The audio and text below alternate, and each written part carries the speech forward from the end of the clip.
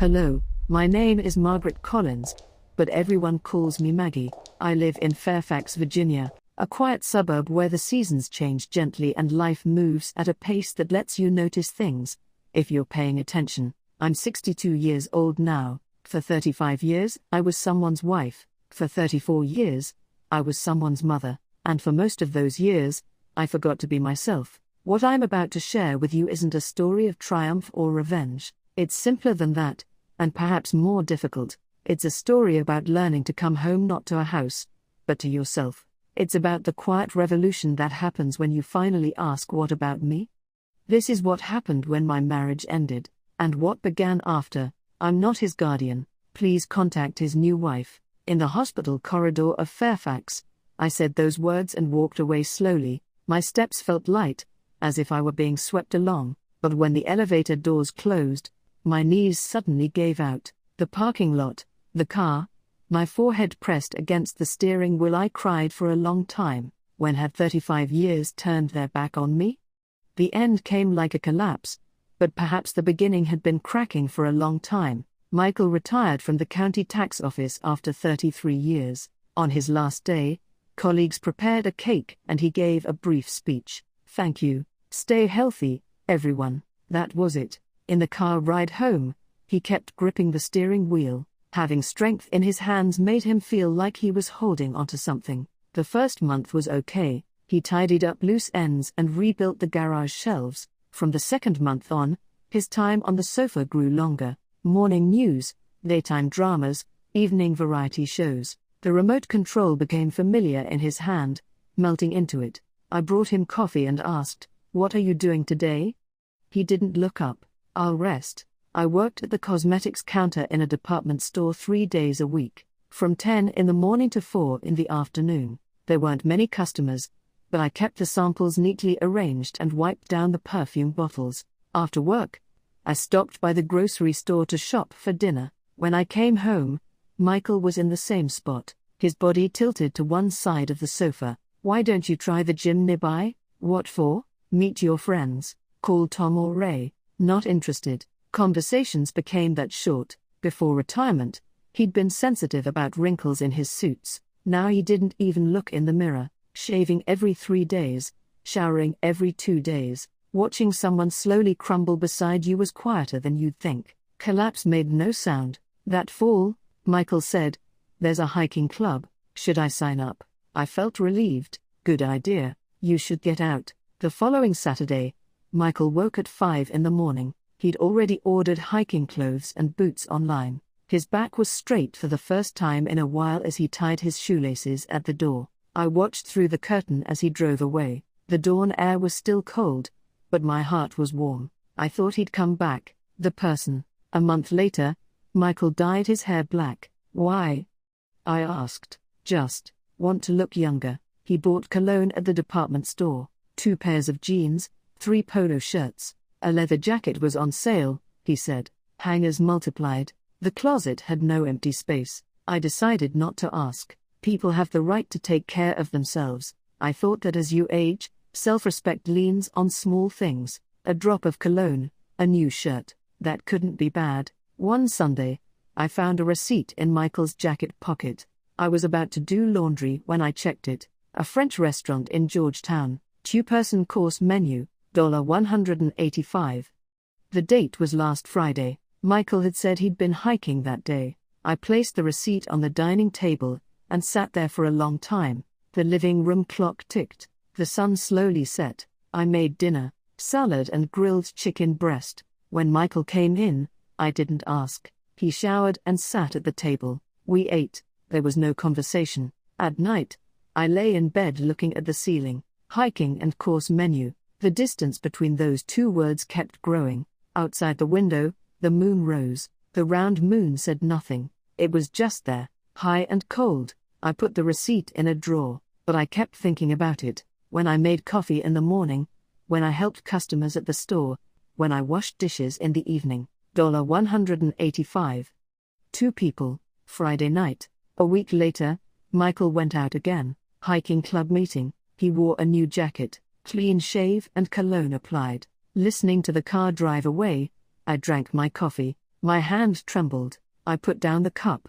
That night at 11, Michael hadn't come home. Past midnight, a text came. Running late. Sleep first. I sat on the living room sofa, didn't turn on the television, only the clock sound in the darkness. At 2 in the morning, the front door opened. Michael came in quietly. Without turning on lights, he headed to the hallway. I said, "Where were you?" Michael stopped. "Had coffee after the meeting." "With who?" "Club people." "Names." Silence flowed. Long, heavy silence. Michael turned his head. "What's wrong?" "Are you suspicious?" "Can I see your phone?" "What?" "Your phone." Michael's face hardened. "Are you crazy?" "There's something called privacy." I stood slowly. "Privacy? After 35 years together?" My voice didn't tremble. It was cold. Michael went into the bedroom, closed the door. The lock clicked. The next morning, Michael left early. I didn't go to work. Called the store and said I was sick. It wasn't a lie. My body actually hurt. My chest tightened. My breath was shallow. In the afternoon, my friend Susan came. I'd called her. Susan came without asking questions. Seeing me at the door, she hugged me. "Are you okay?" I shook my head. I cried for the first time, soundlessly, for a long time. Over coffee in the living room, I told her everything, about the receipt, the late returns, hiding his phone. Susan listened, didn't interrupt.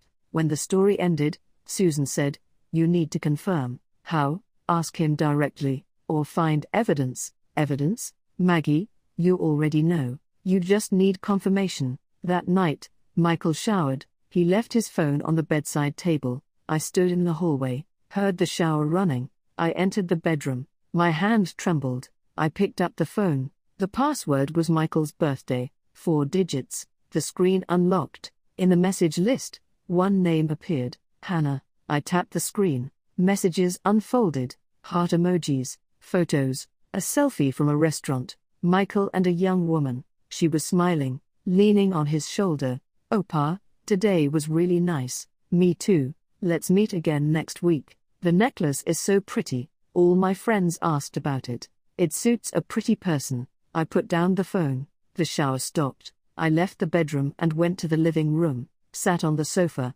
placed both hands on my knees, tried to steady my breathing, couldn't. Michael came out, drying his hair with a towel. He came to the living room, saw me and stopped. "Why are you sitting there?" "Who's Hannah?" Color drained from Michael's face. The towel fell to the floor. I asked, "Who is she?" "How did you?" "I saw your phone. I saw everything." Michael collapsed onto the sofa, bowed his head, covered his face with his hands. "I'm sorry." "How long?" "About a year." "A year." I said I'm sorry. I breathed in, breathed out. My voice was calm, frighteningly calm. "Why?" "I don't know. I was just lonely." "Lonely?" "After retirement, I felt like nothing, just being home, like nobody needed me." "What about me?"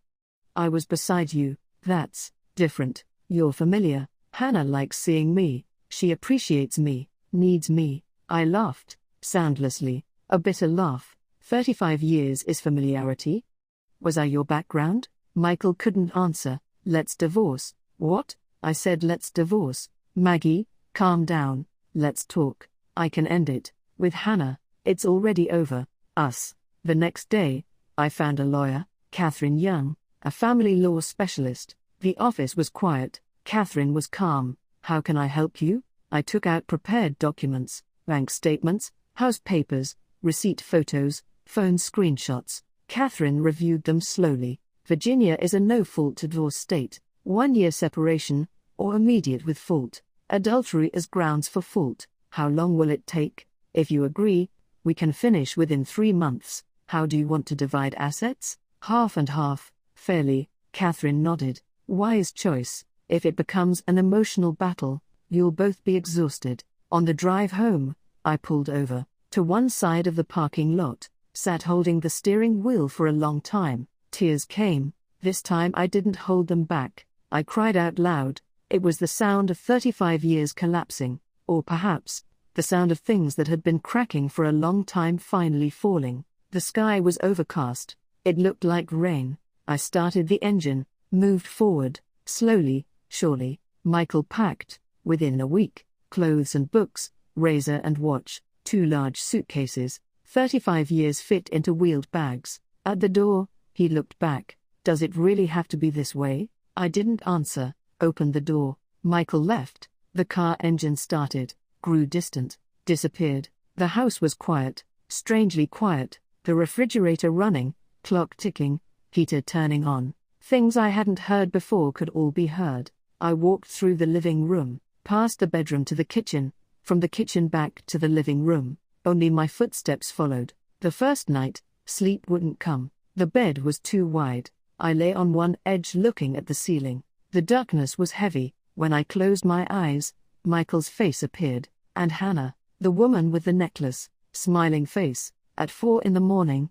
I got up, went to the kitchen for water. Outside the window was still dark, only the street lamps were dim. I sat at the dining table, wrapped both hands around the cup. Warmth transferred to my palms. That was all. A week later, friend Susan came again. As soon as I opened the door, she said, "Let's go out." "Where?" "Anywhere. You can't stay here." Susan took me to a cafe, a small cafe at the neighborhood corner. We sat by the window, ordered 2 lattes. Susan said, "Are you eating?" "I am." "Lie." I smiled, a weak smile. "I have no appetite." "Of course, but you have to eat. Otherwise your body will collapse first." "I know." Not knowing doing. Susan ordered a sandwich, made me eat it. I ate slowly. It had no taste. But Susan was watching. I finished it all. "What are you going to do now?" "I don't know." "Will you just stay home?" "I go to work. At the store." "Besides that, something for you."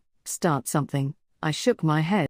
"I don't know what to do. For 35 years I was someone's wife, a mother. Now what am I?" Susan held my hand. "You're Maggie, that's enough." On the way home, I stopped at a bookstore, an old bookstore. It smelled of books, paper and ink and time. I walked slowly along the shelves, ran my fingertips along the spines, pulled out one book, Eat, Pray, Love. The cover was worn. I opened it. Read the first sentence. I was lying on the bathroom floor, crying. I bought that book. Bought 4 more?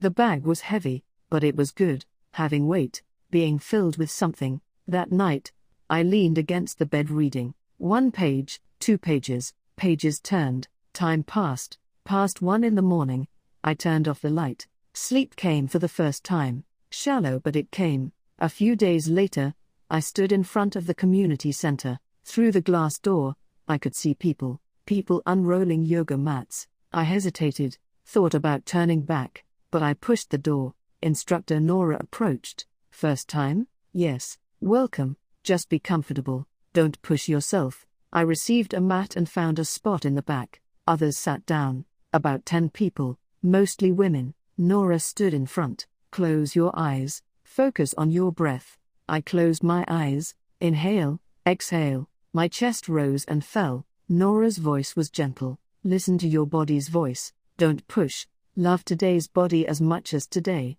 Movement began. Downward dog, plank, warrior pose. I followed. My body was stiff. My hands didn't reach my feet. It was okay. Nora said not to push. An hour passed. Final Shavasana. Lying down, eyes closed. My whole body was heavy, but comfortable. For the first time in a while, my body felt like mine. After class, while organizing the mat, the person next to me spoke. "Haven't seen you before." I looked up. A woman about my age. Short hair and a bright smile. "Yes, first time today. You did well." "I'm Evelyn." "I'm Maggie. Want coffee?" "There's a good place right in front." I hesitated briefly, but nodded. "Sure." The cafe was small. 5 wooden tables. We sat by the window. 2 Americanos. Evelyn asked, "Why did you start yoga?" "Just needed something." "Me too. I got divorced 3 years ago." I put down my cup. "Divorced?" "Yeah. 26 years together. It ended." "How was it?" "After divorce." Evelyn thought for a moment. "At first it was hell, like the world was collapsing. But as time passed, I realized it wasn't collapsing, but rearranging. Space was being created for me." "Weren't you lonely?" "I was, but you know what?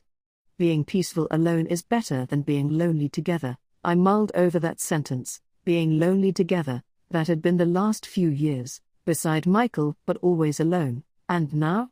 Are you okay now? Evelyn smiled. Yes, I'm okay. Actually, better than okay. I got to know myself. For the first time in 62 years, outside grew dark. We talked for over an hour, about marriage, children, living alone. As we parted, Evelyn said, "Come next week too. Let's have coffee after class." "I will." In the car on the way home, I turned on the radio. Music played, an old pop song. I sang along, in a small voice, didn't remember all the lyrics, but I remembered the melody. I opened the front door. The house was still quiet, but today was different, not scary. I took the books from my bag, sat on the sofa and opened one, turned on the light, started reading. Night deepened, pages turned. Outside the window, the moon rose, round and bright. I briefly looked away from the book at the moon. The moon was there, high and calm, alone, complete. A month passed.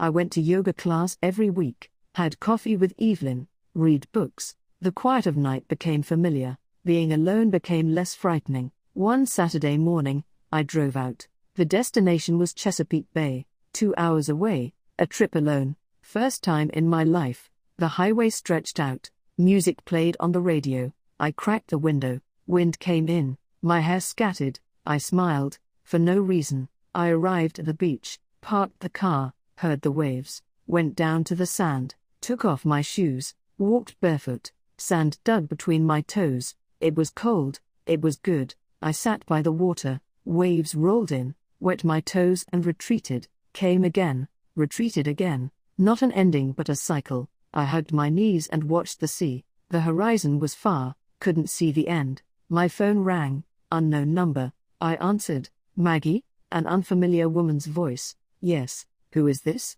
This is Hannah. My hand froze. The sound of waves suddenly grew distant. I'm calling about Michael. He's in the hospital. What? He collapsed from high blood pressure. Emergency room. I'm not his guardian. So, which hospital? Fairfax Hospital. Are you nearby? No. I'm far away right now. Oh, then. Hannah's voice wavered. I heard hesitation. Then she said, "Actually, I don't think I can see Michael anymore." "Why?" "There's no future, no money, half his house gone. I can't handle that." Silence flowed. Waves rolled in, retreated. I'm hanging up.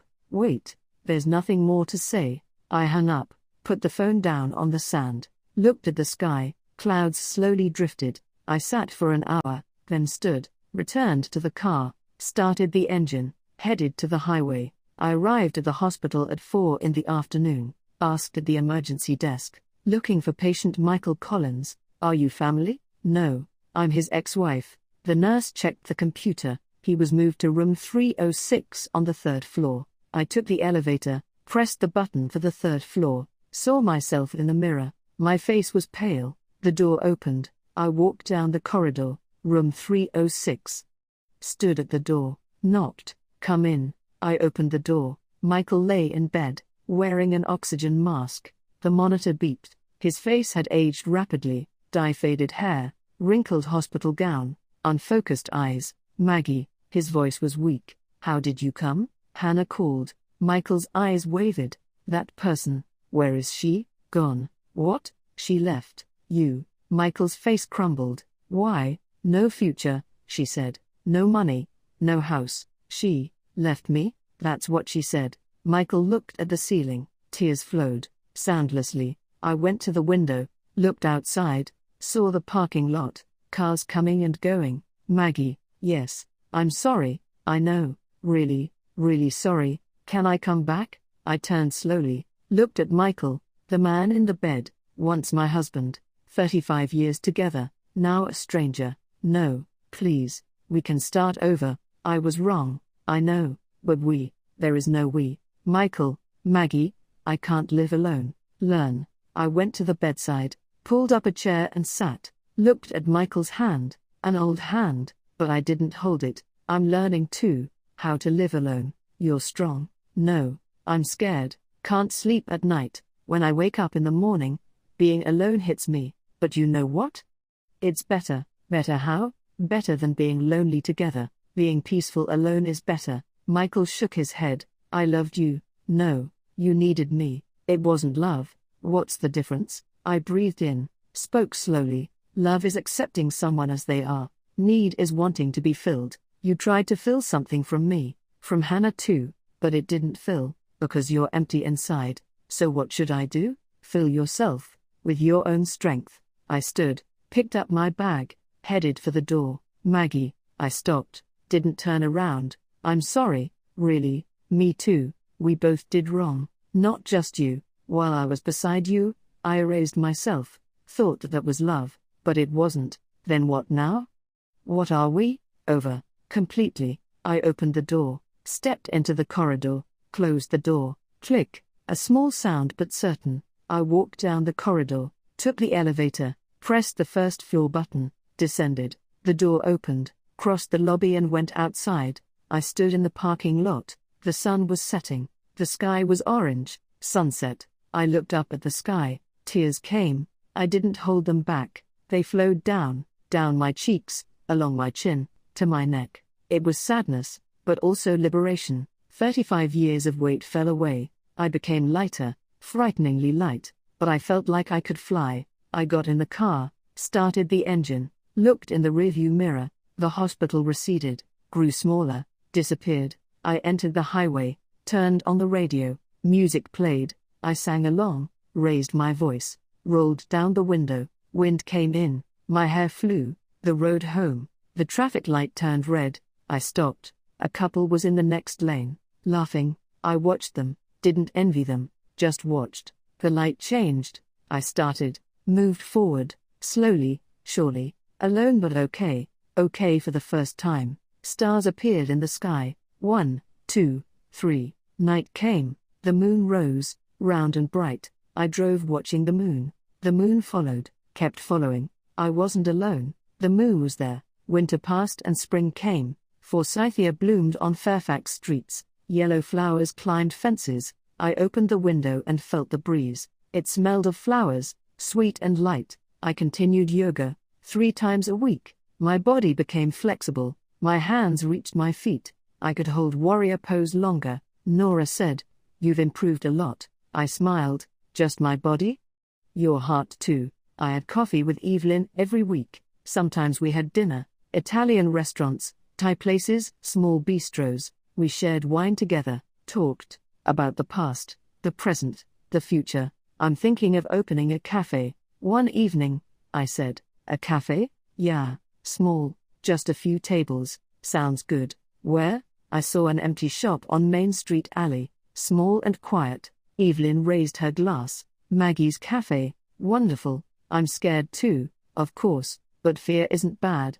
It's proof you're alive." That night, I came home and opened a notebook, picked up a pen, started writing. Cafe name, menu, interior, budget. Writing filled the pages. 1 page, 2 pages, 3 pages. Time passed. It became dawn. Outside brightened. 2 months later, I signed the contract. A small shop at the end of Main Street alley, 70 square meters. The rent was burdensome but manageable. I invested part of the divorce settlement, left the rest in the bank. A safety net. Construction started. Painted walls, refinished floors, installed lighting. I visited the site daily, chose paint colors, warm beige, bought tables, 3 wooden tables, 8 chairs, placed plants, 10 of them, hung small pictures, beach landscapes, forest paths, sunsets, installed the sign, "Me Time," white background with green letters, simple, but clear. Opening day, I opened the door at 8 in the morning. The first customer was Evelyn. "Congratulations."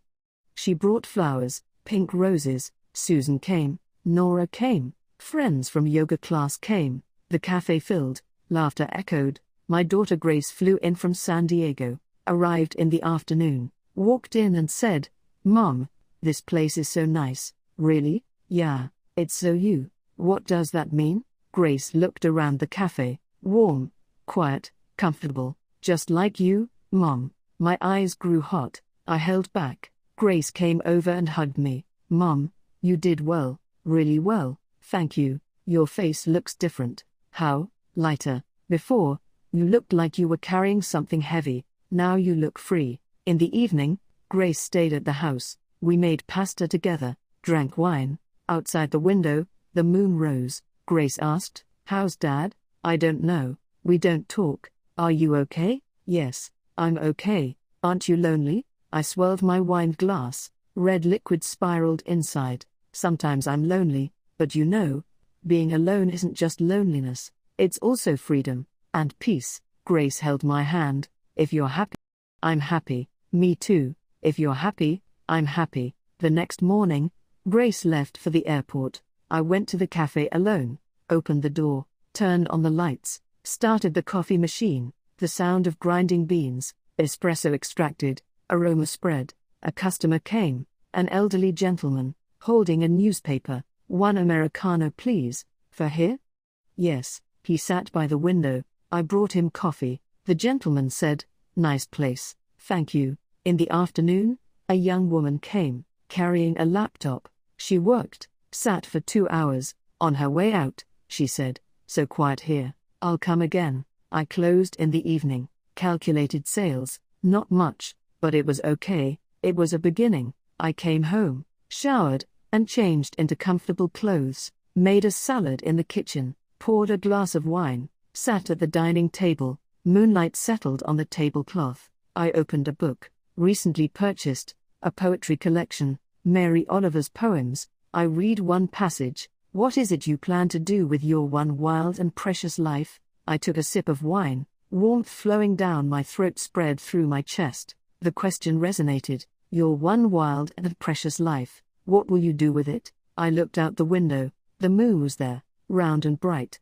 I raised my glass to the moon, to me, to my freedom. Another sip. The moonlight seemed brighter, or maybe the world had brightened, maybe I had brightened. 35 years of marriage had ended, but that wasn't the end. It was a beginning, of living as myself, living with wings instead of weight. I lay in bed, turned off the light. Darkness fell, but it wasn't scary, it was calm, peaceful. Sleep came, deep sleep. I dreamed, a dream of walking on the beach, barefoot. Waves rolled in, wet my feet, cold but good. I kept walking, toward the horizon, couldn't see the end, but it was okay, going was what mattered, not arriving. Morning came, sunlight seeped through the curtains. I opened my eyes, smiled, for no reason. No, there was a reason, being alive, breathing, existing as myself. I got up, drew back the curtains, opened the window. Wind came in, bird sounds. Morning began, my morning, my time, my life. I stood before the mirror, looked at myself, wrinkled face, graying hair, a face marked by 62 years, but my eyes were bright, a light I'd never seen before, the light of freedom. In a small voice, I said to myself in the mirror, "I love you." First time saying it, to myself, first time in 62 years. "I love you, Maggie, you're doing well, keep going." Tears came, not sadness, joy, liberation, return. To myself, I headed to the cafe, drove the car, turned on the radio, sang along to the song, loudly. The street was bright, spring was ripening. I opened the door. Me time, my space, my life. Turned on the coffee machine. Aroma spread. Waited for the first customer. Waiting wasn't lonely. I was with myself, completely. For the first time, sunlight poured through the window. It was warm. I stood by the window, looked at the street. People passed by, people living their own lives. Like them, I was walking too, my path. Slowly, surely. Separation wasn't collapse, it was return, to my life. And return wasn't an ending, it was a beginning, of real life. The moon rose every night. Alone, complete. I was like that too. Alone, complete. No longer someone's half. A complete whole. Life continued, every day. Quietly, firmly. And I walked smiling. Toward myself. Toward freedom. Toward love. Love for myself.